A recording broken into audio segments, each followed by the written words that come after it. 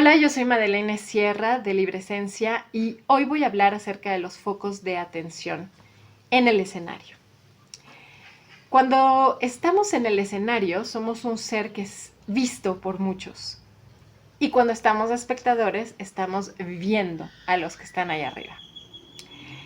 Por lo tanto, digamos que el teatro, el auditorio, es un espacio diseñado para ver si soy espectador o para ser visto si soy artista o conferencista, qué sé yo. Esto es importante porque el que está en el escenario está estableciendo una relación. ¿Con qué?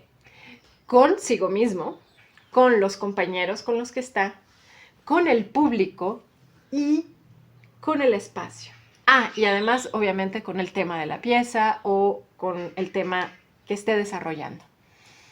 Entonces, el ser conscientes de esto es muy importante porque entonces podemos estar conscientes de que a partir de mi mirada, es decir, si yo miro para allá y veo para allá y tengo el foco de atención del público hacia mí, entonces el público va a ver hacia donde yo estoy viendo porque estoy señalando, digamos, una especie de lectura. Yo le estoy diciendo al público dónde voltear, dónde poner su foco de atención. Por ejemplo, en el tema que estoy tocando, en este disfrute, en este gozo que estoy sintiendo para que el público pueda vivir eso a través de mí, ¿no? Entonces, digamos que hay 4 focos de atención visualmente. Uno es el externo, que es justamente el espacio. El otro es el interno, que es conmigo, en alguna parte de mi cuerpo. El otro es con mis compañeros de escena, si es que hay, y con el público. Ahora, establecer la relación con el público es un poco controvertida ciertas veces. A veces, algunos maestros les señalan a sus alumnos de no ver al público y crear una línea en el horizonte, justo arriba de las cabezas, para justamente, yo creo, la razón es no desconcentrarse, porque sí, efectivamente, establecer la mirada con el público puede crear ciertas, o recrear, o abrir heridas que tenemos por ahí. Y justamente a veces no saber qué hacer con ello, ¿no? O sea, a veces hay gente para la que es normal voltear a ver al público, o sea, no tiene ninguna especie de dolor, tristeza ni nada que rebrote, pero hay alumnos que sí, que no tuvieron, por ejemplo, la mirada de papá, de mamá, y que a la hora de enfrentarse a esa mirada, justamente, ¿no? Es como una especie de no saber qué hacer con ella quizás, ¿no? Entonces sí se tiene que trabajar ese punto, ya lo vimos en otro video acerca de justamente la mirada de papá y mamá. Cómo repercute a la hora de tener la mirada del público, ¿no? Y bueno, esto como primer ángulo. Yo siempre recomiendo, obviamente, establecer una mirada con el público, decir, bueno, sí, efectivamente ustedes están ahí, efectivamente yo estoy aquí. Y bueno, esa relación se va a desarrollar, digamos, a lo largo de la presentación. Muchos también digamos, en teatro, hay obras de teatro en las que se establece una cuarta pared, es decir, que por ejemplo puede ser una obra realista y pues está mostrando justamente una historia que no incluye la participación del público directamente. O sea, sí la incluye porque en mi conciencia estoy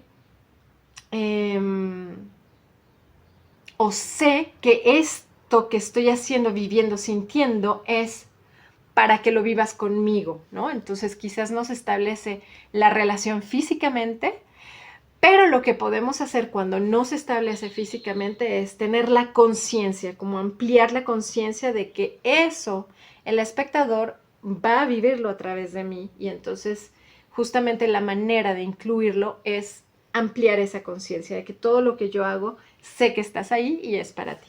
Es decir, no ignorarlo, que hacer como que no está y ya. Porque sí es importante establecer eso. Si no se crea una especie como de vacío. No sé cómo explicarlo más. Entonces, bueno, digamos que están esos 4 focos de atención y que como estoy en el escenario y tengo el foco de atención del público, obviamente, pues me va a seguir a mí, me va a seguir en la mirada y me va a seguir en esta lectura. Bueno, entonces, para mí sí se me hace importante establecer esa mirada con el público. Y trabajar, obviamente, el poder sostenerse por dentro para poder, digamos, conectar de manera auténtica y placentera con el público y también con los compañeros. Ahora también vamos a hablar acerca de esta mirada con los compañeros. Cuando somos varios en el escenario, obviamente cuando tenemos miradas así, pues también el público está viendo el todo, ¿no? Pero cuando se establece, por ejemplo, una conciencia de los que están en el escenario acerca de las miradas, entonces podemos decir, mira, ahora te miro a ti, tú tienes el foco, por lo tanto, nosotros te damos el foco de atención para que tú tengas la mirada del público sobre ti. O si alguien también, estos dos que están aquí, me dan el foco, entonces el público me va a mirar a mí. Esto sirve mucho, bueno, en las obras de teatro se da natural, en las presentaciones o conferencias también es importante porque si alguien anda pajareando por acá mientras alguien habla, por ejemplo en una mesa redonda o lo que sea, es un punto que suele distraer la atención del público, se distrae con lo que está pasando en otros lados. Entonces es importante nada más tener esta conciencia de que el público sí está teniendo una lectura de lo que está pasando en el escenario. Entonces, pues justamente en clase esto es de los puntos que vemos justamente para tener y ampliar esa conciencia y de alguna manera generar cierta limpieza, que así le llamamos los actores, una limpieza escénica, ¿no? Que los elementos no haya tantos elementos distractores en la escena que quiten la atención del público en cierta parte. Ahora vamos a hablar del foco auditivo, que eso es lo que manejamos con los músicos justamente, que es el foco auditivo es algo muy sutil, es una atención que se está poniendo en la sutileza del tema que se está desarrollando en la pieza. Ahora, obviamente es auditivo, entonces, cuando trabajamos el foco auditivo, trabajamos también el poder conectar con el tema y las emociones en el cuerpo. Porque cuando yo tengo el foco auditivo en cómo debe sonar tal nota, tal pasaje, tal, el sonido se escucha vacío. Se escucha con una expectativa de quiero llegar a lo que me dijo mi maestro, quiero llegar a lo que... Y se deja de poner atención en el sonido en sí. Lo que hacemos en clase es justamente poner mi atención en mí, dejarme tocar por el tema, digamos. Es decir, visualizarlo o audisualizarlo y entonces dejar que me toque, pero en el cuerpo, no en la mente. Bajamos al cuerpo, porque ahí está todo el proceso emocional. Nos dejamos tocar por eso y entonces a partir de ahí, como el cuerpo ya conoce la técnica, entonces vamos a dejar soltar ahora la emoción a través de mi cuerpo. O sea, cuando está lleno de emoción mi cuerpo, mis manos, entonces mis manos van a ejecutar ese pasaje justamente, pero conectados con la emoción. Y es muy diferente escuchar un sonido a partir de allí, a partir de aquí, que a partir de acá. Entonces lo que hacemos con el foco de atención auditivo justamente es trabajarlo cuando son duetos o tríos, etcétera. Lo trabajamos de manera que, por ejemplo, si es un dueto de piano y violín, que el piano pueda escuchar, el pianista pueda escuchar lo que hace el violín y dejarse tocar por eso. Y ahora el violinista lo que hace el piano y dejarse tocar por eso. Y entonces el foco de atención ya no está en ensamblar y en que vayan a ritmo y en que se oiga como se tiene que oír, sino está conectado directamente con la emoción en el cuerpo. Y entonces lo que hacemos también es poner el foco auditivo en la melodía que entrelaza, digamos, estas dos sonidos. Voy a dejarlo así, como sonido. Es el sonido del piano y el sonido de... Si los dos llevan melodías, entonces, ¿cómo estas dos melodías pueden entrelazarse y qué mezcla se hace? Y qué emociones me trae, qué placer siento cuando lo escucho, ¿no? Y estar conectado desde ahí es, digamos, otro nivel muy sutil de escucha y es otro nivel de conexión el que estamos creando con nosotros desde un lugar de placer, no de juicio o de expectativa, sino un lugar verdaderamente donde se está viviendo esa historia emocionalmente y esa es la que se está compartiendo con el público y esa es la que seguramente el público va a estar viviendo. Entonces,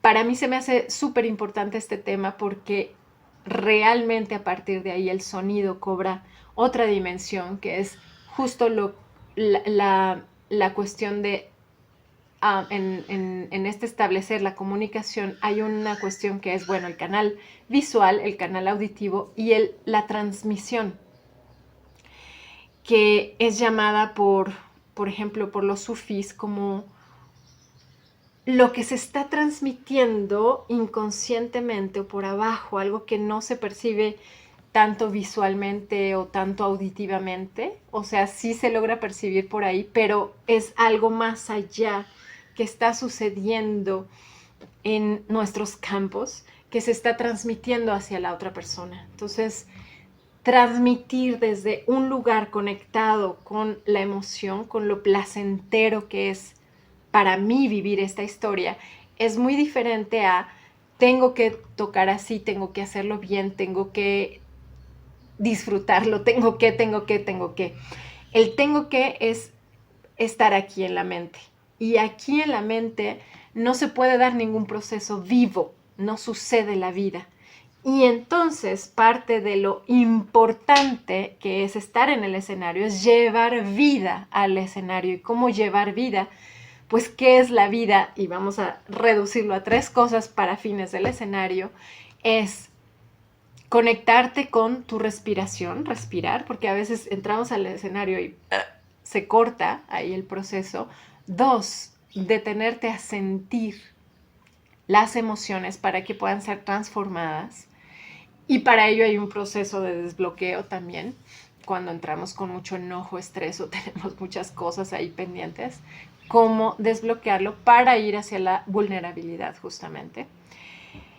Y porque las emociones son nuestra naturaleza humana. No, si las rechazamos, nos estamos rechazando una parte de nosotros. Entonces, pues eso también se lee, se ve, se siente con qué está conectado el artista o la persona que está en el escenario también. Es eso, se percibe pues. Entonces, si está conectado con el deber ser, con la máscara, ¿no? Pues obviamente va a haber una conexión con el público, digamos, desde allí, desde un lugar en el que no quiero mostrarme. Y es muy diferente justamente la conexión que se establece con, como decíamos, con el público, con mis compañeros, con el espacio en donde estoy, con la pieza que voy a tocar, desde un lugar conectado con digamos, dejarme ser un proceso vivo.